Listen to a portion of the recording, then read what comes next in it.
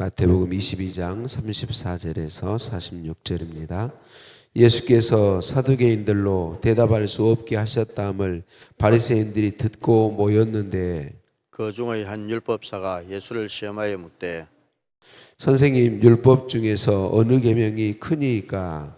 예수께서 이르시되 내 마음을 다하고 목숨을 다하고 뜻을 다하여 주 너의 하나님을 사랑하라 하셨으니 이것이 크고 첫째 되는 계명이요. 둘째도 그와 같으니 내 이웃을 내 자신같이 사랑하라 하셨으니 이 두 계명이 온 율법과 선지자의 강령이니라.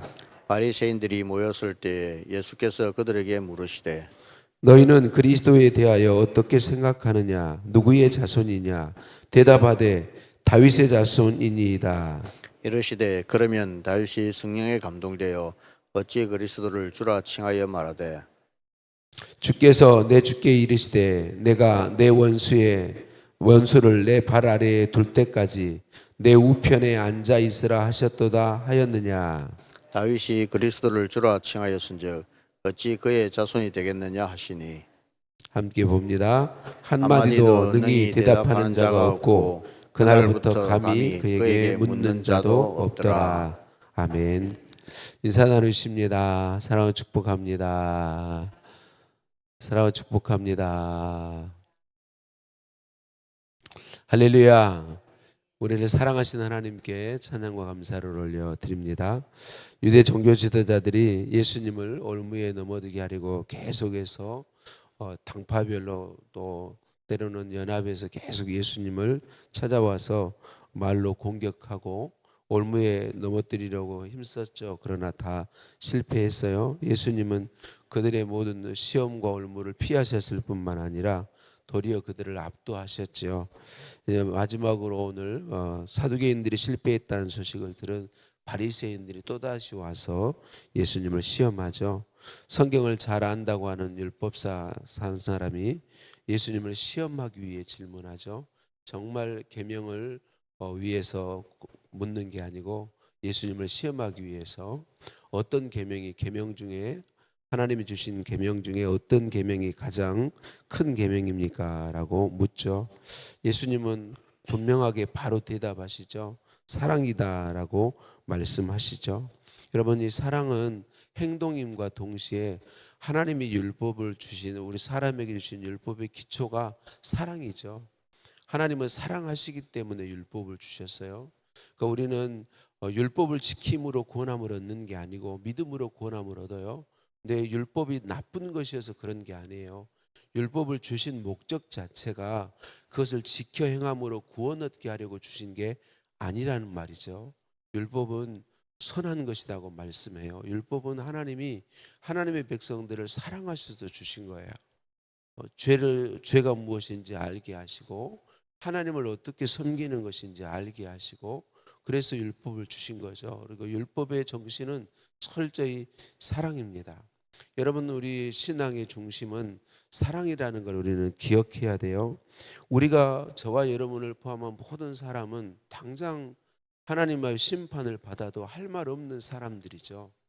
우리가 아무리 깨끗하다고 얘기해도요, 정말 정직하게 하나님 앞에 우리 자신을 내어놓으면요, 살 수 있는 사람 아무도 없습니다. 아무도 없습니다.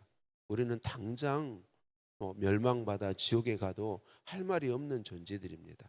그런데 그런 우리들이 살 수 있고 그런 우리들이 하나님을 알고 하나님을 섬기는 건 다른 데 없습니다.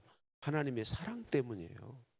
하나님이 나를 사랑하고 계시기 때문에 하나님이 세상을 이처럼 사랑하사 독생자를 주셨으니 이는 그를 믿는 자마다 멸망하지 않고 영생을 얻게 하려 하심이라. 하나님이 사랑하신 사랑 때문이죠. 우리가 아직 죄인 되었을 때 그리스도께서 우리를 위해 죽으심으로 우리를 향한 하나님의 사랑을 자기 사랑을 확증하셨느니라. 하나님께서 우리를 향한 사랑을 확증하셨느니라. 십자가가 늘 이야기하는 건 다른 게 아니죠. 하나님이 우리를 사랑하신다는 거죠. 하나님의 사랑이 우리에게 이렇게 나타난 바 되었으니 하나님이 자기의 독생자를 세상에 보내심은 그로 말미암아 우리를 살리려 하심이라. 예수님이 사람 되어 오시는 것이 우리를 향한 사랑이라는 걸 보여준다는 거죠. 사랑은 여기 있으니 우리가 하나님을 사랑하는 것이 아니요 하나님이 우리를 사랑하사 우리 죄를 속하기 위하여 화목제물로 그 아들을 보내셨습니다. 여러분, 하나님의 사랑 때문에 우리가 사는 거죠. 여러분, 우리가 진짜 이 하나님의 사랑을 깨달으면 하나님을 사랑하는 건 당연한 일입니다. 성령께서 우리 안에 내주하시며 사시는 일은 하나님을 사랑하게 하는 것입니다. 나를 사랑하시는 하나님을, 나도 그 하나님을 사랑하게 하는 것이죠. 그리고 내 안에 오신 예수 성령은 하나님을 사랑하게 하실 뿐만 아니라 다른 사람들을 사랑하게 하십니다. 나 자신을 아끼고 사랑하듯 다른 사람을 그렇게 사랑하게 하신다는 거죠. 하나님은 우리에게 사랑으로 살도록 말씀하시고 은혜 주시죠. 새 계명을 너희에게 주노니 서로 사랑하라. 내가 너희를 사랑한 것 같이 너희도 서로 사랑하라. 요한복음 13장 34절 말씀이죠. 우리가 잘 아는 고린도전서 13장은 사랑장인데 우리가 어떤 일을 하든 사랑으로 하지 않으면 그것이 아무 의미가 없다라고 말씀합니다. 내가 사람의 방언과 천사의 말을 할지라도 사랑이 없으면 소리나는 구리와 울리는 꽹과리가 되고 내가 예언하는 능이 있어 모든 비밀과 모든 지식을 알고 또 산을 옮길 만한 모든 믿음이 있을지라도 사랑이 없으면 아무것도 아니요 내가 내게 있는 모든 것으로 구제하고 또 내 몸을 불사르게 내어줄지라도 사랑이 없으면 내게 아무 유익이 없느니라. 여러분, 사랑으로 향하는 것만이 의미 있다고 말씀해 주고 있습니다. 무엇보다도 열심으로 서로 사랑할지니 사랑은 허다한 죄를 덮느니라. 여러분, 예수님 믿는 사람들은 하나님의 사랑 때문에 살고 그 사랑 때문에 하나님을 사랑하고 다른 사람을 사랑하는 삶을 살고 힘쓰게 되어 있습니다. 그래서 우리는 늘 우리 자신을 점검해야 합니다. 우리는 하나님의 은혜와 감동에 사로잡힐 때 사랑함으로 살게 되는데 그렇지 못할 때가 훨씬 더 많습니다. 사랑으로 행하지 못할 때가 정말 더 많다는 거죠. 그래서 우리는 이걸 기억해야 되겠고, 생명의 삶 해설이 참 감동이 되었어요. 하나님과의 수직적 관계, 사람 사이의 수평적 관계 모두 중요합니다. 성도는 신앙의 근본이 되는 하나님과의 관계를 바탕으로 사람들과 관계를 맺습니다. 그런데 예배와 기도에는 열심을 내면서 가족과 이웃에게는 소홀한 사람이 있습니다. 반면에 믿음이 있다고 하지만 하나님과의 관계는 소홀히 하고 사람들의 인정을 받고자 애쓰는 사람도 있습니다. 신앙생활은 하나님을 사랑하고 구원의 감격을 기억하는 떨림과 이웃을 사랑하는 어울림이 조화를 이룰 때 건강하게 세워집니다 라고 말하고 있는 걸 보았습니다. 사랑하는 성도님들, 우리 하나님은 우리 안에 성령으로 오셔서 내주하시며 끊임없이 우리를 사랑하시고 사랑을 공급하십니다. 그 사랑은 우리로 하여금 하나님을 사랑하게 합니다. 그리고 하나님을 정말 사랑하면 다른 사람을 사랑하게 되어 있습니다. 내가 열심히 예배에 오는데, 내가 열심히 계명을 지키기 힘쓰는데 내가 사람을 사랑하지 못하고 있다면 건강한 신앙이 아닙니다. 우리는 신앙을 점검해야 합니다. 우리의 신앙이 하나님을 정말 사랑함으로 모든 일을 해야 되는데 하나님을 사랑함이 없이 종교적인 것에만 힘쓰고 있다면 그러면 이거는 건강한 신앙이 아닌 것이죠. 그래서 우리의 모든 생활은 하나님을 사랑하면서부터 나올 수 있어야 되고, 그리고 하나님을 사랑하는 건 사람을 사랑하게 되어 있다는 걸 기억하고 행하는 것이죠. 그리고 이 모든 삶이 우리에게서 시작되는 게 절대로 아닙니다. 하나님의 사랑을 알 때, 하나님의 사랑을 기억할 때 그 사랑이 내게 부어지고 있고 지금 이 순간에 내가 그 하나님의 사랑 안에 살고 있음이 인정될 때 나도 하나님을 사랑할 수 있게 되고 또 그 사랑 안에서 사람도 사랑할 수 있다는 사실을 기억했으면 좋겠습니다. 예수 믿는 사람들의 삶은 하나님을 사랑하는 삶이고 사람을 사랑하는 삶입니다. 가장 중요한 계명이 무엇인지 대답하신 예수님이 이번에는 그들에게 다시 질문하시죠. 너희는 그리스도에 대해서 어떻게 생각하느냐? 누구의 자손이냐라고 묻습니다. 유대인들은 다 알고 있는 대답, 너무나도 쉬운 대답이기 때문에 예수님이 이렇게 질문하신 것에 대해서 너무 쉽게 대답할 수 있습니다. 왜? 성경이 너무나도 밝히 다윗의 자손으로 구원자 메시아가 오실 것이라고 말씀하고 있기 때문에 그렇습니다.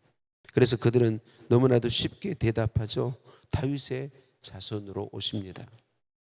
메시아는 다윗의 자손으로 오십니다라고 대답하죠. 그때 예수님이 시편 110편 1절 말씀을 인용해서 이렇게 되물으시죠.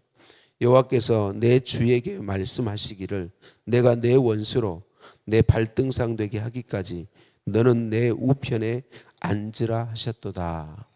이게 다윗의 고백인데요. 여기서 너는 여호와께서 내 주에게라고 말씀하신 다윗이 주님이라고 호칭하신 오실 구원자를 가리키는 거죠.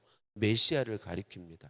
다윗이 그 하나님이 약속하신 구원자를 주님이라고 고백했는데 어떻게 다윗의 자손이 될 수 있느냐라고 예수님이 물으시는 것이죠. 그리고 성경은 분명하게 아브라함과 다윗의 자손으로 구원자가 오신다고 말씀하고 있습니다. 예수님의 이 질문은 그것입니다. 너희가 성경을 정말 바르게 보고 있느냐라고 하는 걸 질문하신 것입니다.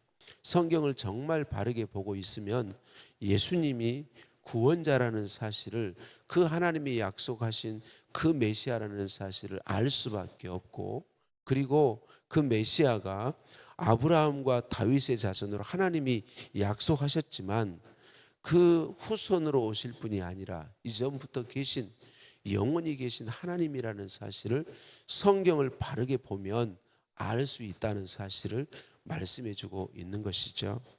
생명의 삶 해설에 또 도움이 되는 해설이 있어서 말씀드립니다. 그들은 유대인들을 가리키죠. 그리스도의 위상에 대해, 메시아의 위상에 대해 정확히 알지 못했기에 예수님이 누구신지 알아보지도 못했습니다.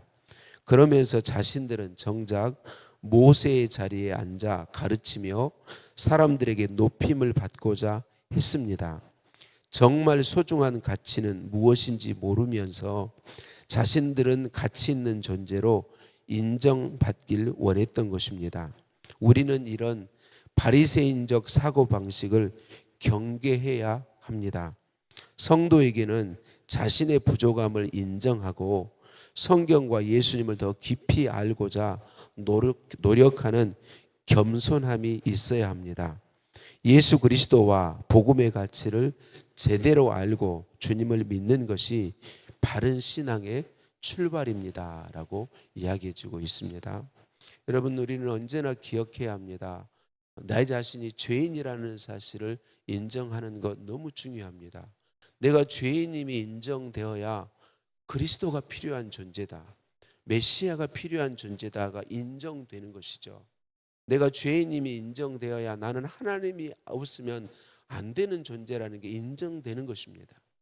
내가 죄인임을 발견하는 것이 중요합니다. 예수 그리스도를 구주로 믿고 구원함을 받아서 의롭다 인정함을 받았지만 여전히 우리 존재 자체는 하나님의 은혜가 아니면 받아들여질 수 없는 존재들입니다. 감사하게도 예수 믿는 우리를 하나님이 의롭게 여겨주시고 예수님 때문에 받아주시기 때문에 우리가 받아들여지는 것이지, 우리 존재 자체가 의로운 존재가 되는 건 아닌 것입니다. 우리는 언제나 하나님 앞에는 겸손히 예수 그리스도의 십자가와 보혈의 공로가 아니면 하나님께 받아들여질 수 없는 존재입니다. 우리의 무엇으로 하나님께 가까이 가고 하나님을 알고 하나님을 섬기고 할 수 있는 존재가 아닙니다. 그래서 언제나 우리는 하나님 앞에 죄인으로 서며 하나님의 은혜를 구하며 우리가 예수님 때문에 당당히 은혜의 보좌에 나아가지만 우리 존재 자체는 하나님의 은혜가 아니면 안 되는 존재라는 걸 인정할 수 있어야 됩니다. 그래서 단 한순간도 하나님이 필요치 않은 순간은 우리에게 없습니다. 하나님의 은혜와 사랑이 필요치 않은 순간은 없습니다. 그런데 우리는 너무나도 이 부분을 망각하기 쉽습니다. 자꾸만 다른 사람과 비교해서 조금만 내가 다른 사람보다 낫게 보이면 나 자신이 마치 하나님의 은혜가 필요 없는 존재인 것처럼 교만하게 되는 것이죠. 바리새인들이 그것입니다. 바리새인들은 철저히 나는 믿음이 좋다, 나는 계명을 힘써 지키는 사람이다, 그렇게 자신을 설정해 놓고 그 기준에서 다른 사람들을 계속 평가해서 죄가 조금이라도 있는 사람은 그 죄를 지적해서 정죄하고 죄인으로 따돌리고 죄인으로 왕따시키고 다시 구원받지 못할 사람으로 계속 공격하는, 이게 바리새인적인 사고방식인 것입니다. 나 자신을 높이 놓으면 절대로 안 됩니다. 저와 여러분은 누구도 하나님의 은혜가 아니면 안 되는 존재임을 인정할 수 있어야 되고, 그리고 말씀드립니다. 우리가 오랜 동안 신앙생활을 하게 되면 나도 모르는 사이에 내가 이 정도면 됐다라고 생각하는 생각에 사로잡히기 쉽습니다. 아니요, 이 정도면 됐다는 신앙인은, 그렇게 말할 수 있는 신앙은 아무도 없습니다. 우리는 주님 앞에 가는 그날까지 계속해서 주님을 갈망해야 합니다. 이게 사는 길입니다. 예수님을 더 깊이 알기를 원하고 하나님을 더 깊이 알기를 원하는 갈망에 사로잡혀야 합니다. 또 다시 오늘 말씀드립니다. 이런 말씀을 들을 때 다른 사람을 생각하시면 안 됩니다. 다른 사람을 판단하는 재료로 삼으시면 안 돼요. 우리는 누구도, 근데 제가 여러분에게 아무리 제 영안이 밝아져도 여러분 속을 저는 알 수 없습니다. 사람 중심을 못 보기 때문에 우리는 다른 사람을 정확히 판단할 수 없습니다. 그러니까 판단의 재료로 삼으시면 안 됩니다. 이런 말씀을 들을 때 언제나 판단이 아니라 누구를 봐야 돼요? 나 자신을 살피는 것입니다. 나 자신을 살피는 거야. 나는 오늘 또 예수님을 갈망하는가? 나는 오늘 또 하나님을 갈망하는가? 나는 오늘 또 하나님의 그 은혜와 사랑을, 그것에 대해서 말씀하고 있는 하나님에 대해서, 하나님의 사랑에 대해서 말씀하는 성경을 정말 사모하고 갈망하는가? 우리 자신을 늘 살펴볼 수 있어야 합니다. 예수님을 끊임없이 공격해온 유대 종교 지도자들, 정치 권력자들, 이들이 간구하고 있는 건 뭐냐면 계속해서 성경을 근거로 해서, 하나님의 말씀을 근거로 해서 하나님을 알고자 하지 않았다는 것입니다. 사랑하는 성도님들, 오늘 새벽에 힘들지만 깨우며 오셨으니 잘하셨습니다. 여러분, 우리가 새벽에 와서 하는 일이 무엇입니까? 말씀을 듣기를 힘쓰고 하나님 알기를 힘쓰고 들려주시는 그 말씀을 붙잡고 하나님 앞에 그 말씀 가지고 기도하는 것 아니겠습니까? 오늘도 저와 여러분이 말씀 듣고 오늘 주님이 들려주신 말씀, 가장 중요한 계명은 사랑이다. 우리가 정말 하나님의 사랑을 느끼게 되면 하나님을 사랑하게 되어 있고 이웃을 사랑하게 되어 있다. 바로 그 사랑이신 주님을 알기를 정말 갈망하는 갈망이 우리 안에 넘쳐나서 하나님을 갈망하는 가운데 갈수록 하나님을 더 알게 되고, 그래서 하나님을 사랑하고 사람을 사랑하는 삶의 복을 풍성하게 누리는 우리 모두이기를 예수님의 이름으로 축복합니다. 하나님 사랑을 더 알기 원합니다. 하나님 사랑을 힘입어 하나님을 사랑하기 원합니다. 하나님을 사랑하며 다른 사람을 나 자신을 사랑하듯 사랑할 수 있기를 소원합니다. 예수님을 더 알기를 소원합니다. 하나님을 더 알기를 소원합니다. 하나님, 우리 모두가 건강한 신앙으로 서도록 은혜 더하여 주옵소서. 이 순간에도 나를 사랑하셔서 사랑으로 찾아오시고 사랑할 수 있도록 은혜 베푸시는 하나님 찬양드립니다. 예수님의 이름으로 기도드립니다. 아멘. 하늘에 계신 우리 아버지, 아버지의 이름을 거룩하게 하시며 아버지의 나라가 오게 하시며 아버지의 뜻이 하늘에서와 같이 땅에서도 이루어지게 하소서. 오늘 우리에게 일용할 양식을 주시고 우리가 우리에게 잘못한 사람을 용서해 준 것 같이 우리 죄를 용서하여 주시고 우리를 시험에 빠지지 않게 하시고 악에서 구하소서. 나라와 권능과 영광이 영원히 아버지의 것입니다. 아멘.